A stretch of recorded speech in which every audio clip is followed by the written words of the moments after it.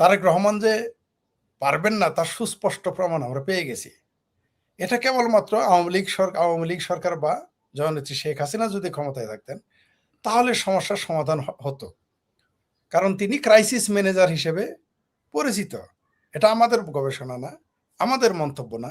এটা বিদেশিরাই সবসময় বলেছেন যে বাংলাদেশের ক্রাইসিস ম্যানেজার হচ্ছেন শেখ হাসিনা, যিনি যে কোনো ক্রাইসিসকে সমাধান করে ফেলেন, ম্যানেজ করে ফেলেন। তার জন্য সেই উপাধি তারা দিয়েছে।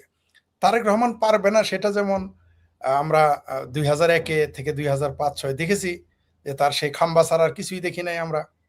এইবার তো খাম্বাও নাই। অন্তত গতবার তো খাম্বা পাওয়া গিয়েছিল। এইবার জননেত্রী শেখ হাসিনা যে রেখে গিয়েছেন পারমাণবিক বিদ্যুৎ কেন্দ্র, সেগুলোও বন্ধ হতে চলেছে। সুতরাং আমরা বুঝতে পারতেছি তার এই ৪ মাসের কার্যক্রমে। কারণ আমরা যদি সেই ইংরেজি শব্দটা, যেটা বাংলা অনুবাদ হচ্ছে যে সকালের সূর্য দেখলেই বোঝা যায় দিনটা কেমন যাবে। যদি সেই হিসেবে আমরা তুলনা করি তাহলে ৪ মাসে আমরা যা দেখলাম, এই দেশে বিনিয়োগ বন্ধ, চাকরি প্রতিদিনই হাজার হাজার মানুষের চাকরি থেকে চাকরিচ্যুতি করা হচ্ছে, মানে বেকার হয়ে যায়, চাকরিচ্যুতি নয়, কারখানা বন্ধ হয়ে যায়। চাকরিচ্যুতি তো আলাদা জিনিস, সরাসরি কার ফ্যাক্টরি বন্ধ হয়ে যাচ্ছে। বিশেষ করে বেসরকারি কারখানাগুলো যেভাবে বন্ধ হতে চলেছে, তাতে প্রতিদিনই হাজার হাজার মানুষের চাকরি যায়। যাদের ছুটি যায়, ছুটিতে যায়, আর তারা জানে আর চাকরি থাকবে না।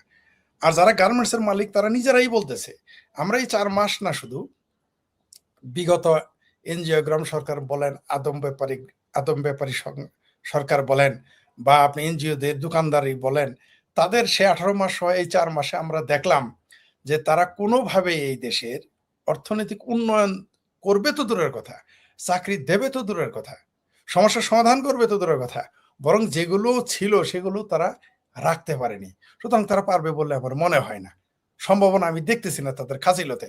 এই দেশের সরকারই যখন বলে যে সরকারের লোক এবং মন্ত্রী যখন বলে, বিএনপির বড় নেতারাই বলে যে এই দেশে গণতান্ত্রিক নির্বাচন সম্ভব নয়, তৃতীয় বিশ্বে বলেছে যে বাংলাদেশের মতো জায়গায় নির্বাচন সম্ভব। রিজভী সাহেব বলেছেন, যাকে দুষ্ট লোকেরা কেসিকিউ গেট বলে বা নাটা রিজভী বলে ডাকে। আবার একজন মন্ত্রীকে শুনলাম, তিনি বললেন যে তারা বেতনও দিতে পারবেন না, এরকম সমস্যা হয়ে গেছে। আর তাদের সমাধান একটাই আছে, তাহলে তারা শুধু বলবে যে এটা শেখ হাসিনা সরকার দায়ী, এছাড়া তাদের হাতে কোনো সমাধান নাই। আর তার চেয়ে আরো কিছু বলতে পারে যে এর জন্য ভারত দায়ী, এছাড়া তাদের কাছে আর কোনো সমাধান আপাতত দেখতেছি না। আর যে যে যাদের কথা বললেন, যে সমস্ত লাল বদর, নীল বদর, হলুদ বদর বা ধলা বদর, টুপিওয়ালা বদর, টুপি ছাড়া বদর, দাড়িওয়ালা বদর, দাড়ি ছাড়া বদর, আমার মানে আপনার মোসালা মোজ ছাড়া যত বদরই থাকুক, তো তারা যারা বলতেছে যে শেখ হাসিনা যদি ডিসেম্বরে না ফিরে, আওয়ামী লীগের রাজনীতি শেষ, জননেত্রী শেখ হাসিনা যদি ডিসেম্বরে না আসতে পারেন, বাংলাদেশ আওয়ামী লীগ শেষ। তো এরা তো আগেই বলে রেখেছে, শেখ হাসিনা থাকতেই তো তারা বলেছে যে আওয়ামী লীগ দাফন হয়ে গেছে, আওয়ামী লীগের কবর হয়ে গেছে। এটা তো আগেই বলে ফেলেছে তারা। নতুন করে তাদের কাছ থেকে তো আমাদের কোনো হাদিস বাণী শোনার তো দরকার নেই। তারা ওগুলো বলবেই। তারা যদি কালকে আওয়ামী লীগও ক্ষমতায় চলে আসে, আসার ১ ঘন্টা আগেও বলবে যে সব ঠিক আছে। আপনি ৭১ সালের ঘটনা জানেন যে তারা ১৬ই ডিসেম্বরে আত্মসমর্পণ করতে যাচ্ছে, কিন্তু ১৫ তারিখ সকালেও পত্রিকায় পাকিস্তানে এসেছে যে পাকিস্তান বাহিনী জয়ী হতে যাচ্ছে। তো এটা তাদের পুরনো স্বভাব, এটা তারা বলবে।